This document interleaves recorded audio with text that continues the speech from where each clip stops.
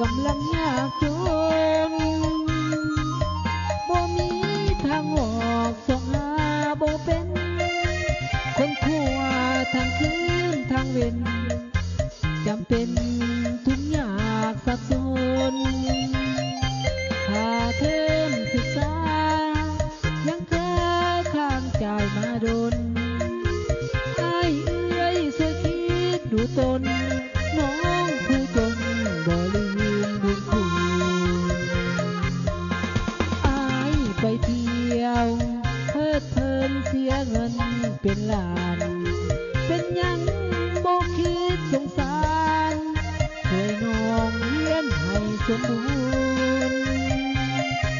น้องเอ่ยคำขอเฮ็ดหน้างอบ่เคยอุ่นโอน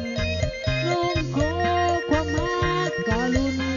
ให้สมบูรณ์ช่วยน้องแน่นา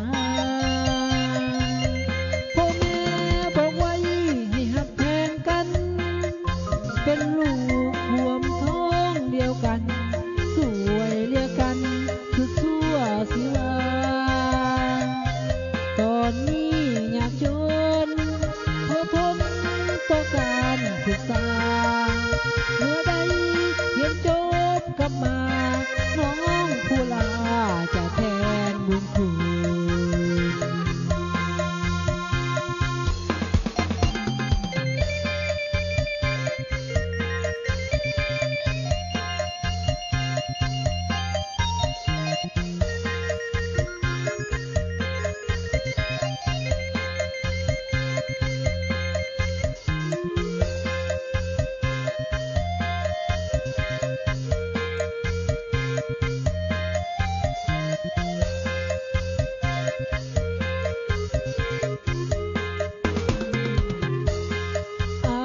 ไปเที่ยวเพิดเพลินเสียเงินเป็นล้านเป็นยังบ่คิดสงสาร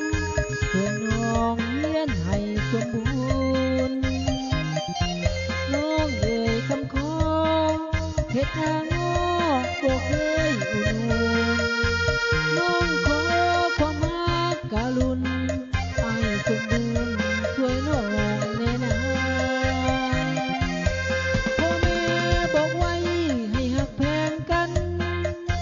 เป็นลูกห่วมท้องเดียวกันสวยเลียกันสุดชั่วศิลาตอนนี้อยากจนขอทนต่อการศึกษา